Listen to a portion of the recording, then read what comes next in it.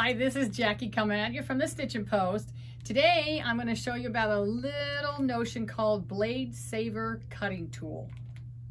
Thread cutter. Close enough. Anyway, I'm going to show you how to use this.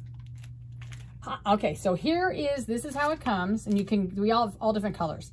So you open it up and dump out all the contents, okay?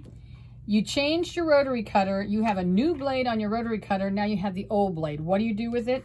Well, you're going to put it in here, and we're going to create a very cool cutting tool. Okay.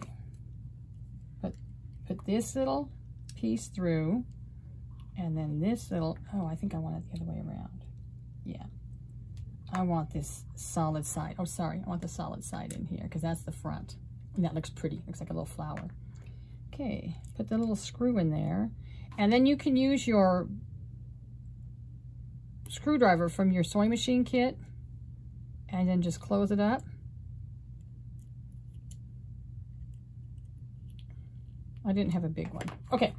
Put the lid on here. It's got little magnets on it, and they line up with the little magnets here. They line up. There we go. And then you stick the blade in here.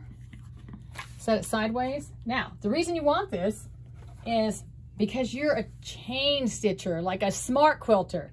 So you have hundreds of these triangles. You just can go along. Oops, let me move this around. So there we go.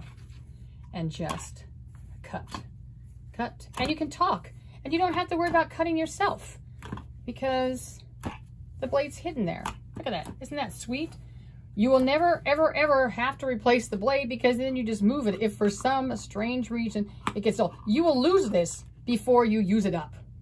So that is this little Bladesaver thread cutter. Love it.